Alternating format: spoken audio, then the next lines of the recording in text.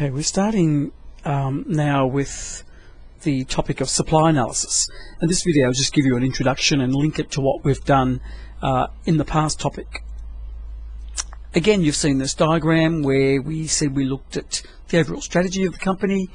We then looked at what we conducted an environmental scan, that external environment. You remember we looked at demand in the future for particular occupations, and we then looked at the demand for work in the organisation.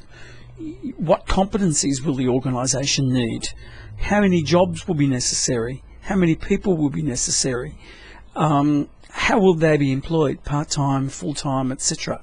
So that was the demand analysis. And in supply analysis, we then look at, have we got the people with the competencies that we identified in the demand? Have we got enough people? And that will lead us to the gap. Okay, so if we look at this diagram then, and we move into the supply analysis part, we'll see here that we look at the trends. So here's our current staffing level. Then we take away our projected attrition, how many people we lose, and we look at things like how many retirements, resignations, and so on.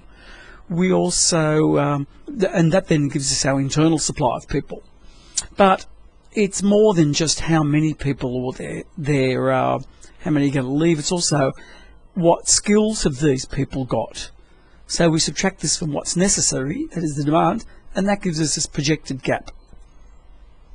So that's in terms of the link to demand analysis. You know, demand, we looked at the growth in our organisation, the growth in the workload, any new policies or initiatives, any new laws that have come in, and we identified our demand for staff in the present and future. We also identified what competencies were going to be necessary.